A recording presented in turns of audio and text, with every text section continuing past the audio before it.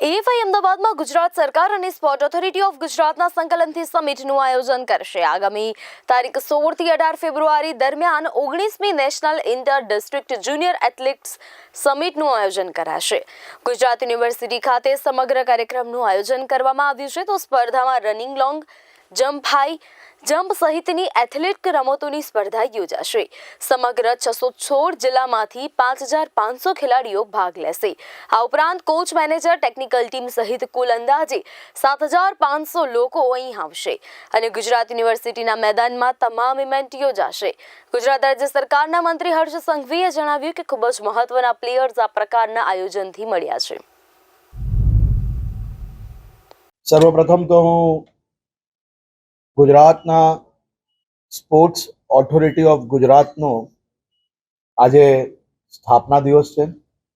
Sport authority of ગુજરાતના સૌ અધિકારીઓને, કર્મચારીઓને, પરિવારજનોને અને ગુજરાતના સૌ યુવાન ખેલાડીઓને હું ખૂબ ખૂબ શુભકામનાઓ આપું છું. આપણે સૌ જાણીએ છીએ કે ગુજરાત રાજ્ય એ સ્પોર્ટ્સ કોમ્પિટિશન માટે, સ્પોર્ટ્સ ઇવેન્ટ માટે એક ખૂબ મોટું પ્લેટફોર્મ બનતું જાય છે.